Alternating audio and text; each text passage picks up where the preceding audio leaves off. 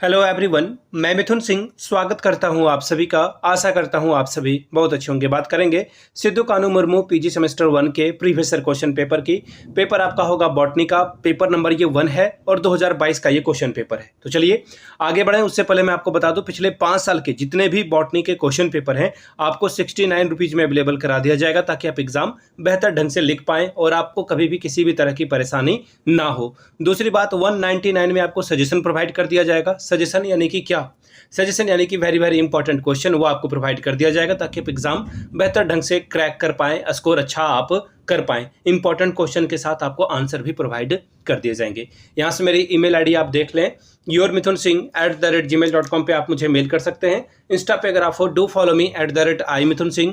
बाकी आप मुझे व्हाट्सअप कर सकते हैं 7979054474 पे। तो चलिए बॉटनी के पेपर को देखते हैं हम लोग, किस तरह का पेपर जो है यहाँ पर पेपर 1 में 2022 में पूछा गया था। यहाँ से आप देख पाओगे ये बॉटनी सेमेस्टर 1 का पेपर है, और ये देखिए ये जो है बॉटनी 1 यानी कि ये पेपर 1 को दर्शा रहा है, और ये सेम 1 यानी कि सेमेस्टर 1 को दिखा रहा है। ठीक है जी, 2022 का पेपर था, 3 घंटे का वक्त मिलता है और 70 मार्क्स आप यहाँ से मैक्सिमम ला सकते हैं। ठीक है जी, पहला जो क्वेश्चन है, क्वेश्चन नंबर 1, शॉर्ट नोट्स आपको लिखना है किन्हीं 4 पर, और सभी के लिए 3.5 जो है नंबर मिलेगा, यानी कि 3.5 को अगर 4 से मल्टीप्लाई कर दोगे तो 14 मार्क्स आपको मिलेगा।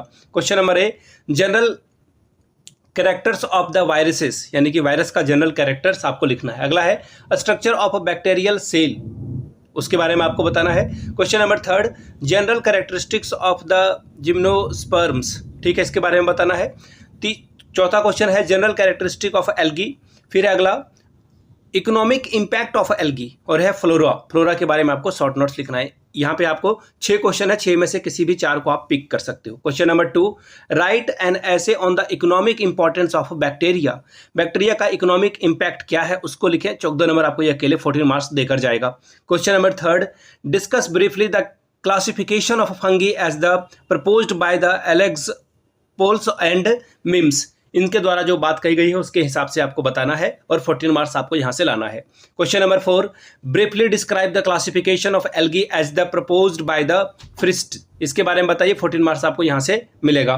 Question number 5, give an outline of the classification of the bryophytes studied by you, ये आपको बताना था। अगला सवाल देखिए क्या है, question number 6, discuss briefly the classification of the, देखिए ये पढ़ पाना मुझे थोड़ा सा डिफिकल्ट लग रहा है, क्योंकि मेरा जो है बायो सब्जेक्ट बॉटनी सब्जेक्ट नहीं रहा है। ठीक है, गिवन बाय स्मिथ, आप लोग देख लेना इसे क्या पढ़ेंगे, गलत मैं नहीं पढ़ना चाह रहा हूँ। अगला है question number 7, given account of a classification of the gymnosperm as proposed by the Sporne, क्या भी नाम है, स्पॉन या फिर स्पंज, पता नहीं। Question number 8, describe the Hudson system of the classification with its merit and demerit.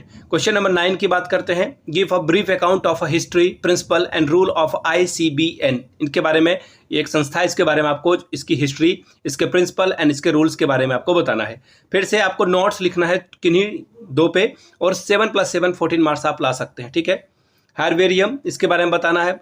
इसके अलावा क्या है, बोटेनिकल गार्डन्स के बारे में बताना है। Question number 3, economic importance of fungi के बारे में बताना है। फिर अगला है टाइपिफिकेशन के बारे में आपको बताना है, ये क्वेश्चन नंबर D था। तो ये था आपका सेमेस्टर 1 का पेपर 1 का क्वेश्चन पेपर बॉटनी का, ये 2022 का क्वेश्चन पेपर था। अगर आपको इसी तरह से पिछले 5 साल के क्वेश्चन पेपर की PDF चाहिए तो ये 69 में अवेलेबल करा दिया जाएगा। दूसरी बात, 199 रुपये में आपको सजेशन प्रोवाइड कर दिया जाएगा, ताकि आप एग्जाम बेहतर ढंग से लिख पाएँ। यहाँ से मेरी ईमेल आईडी आप देख लें, yourmithunSingh@gmail.com पे आप मुझे मेल कर सकते हैं। इंस्टा पे अगर आप हो, डू फॉलो मी @iMithunSingh। बाकी आप मुझे व्हाट्सअप कर सकते हैं 7979054474 पे। वीडियो को आपने यहाँ तक देखा, प्यार दिया, इसके लिए आप सभी का बहुत बहुत शुक्रिया। Have a good day.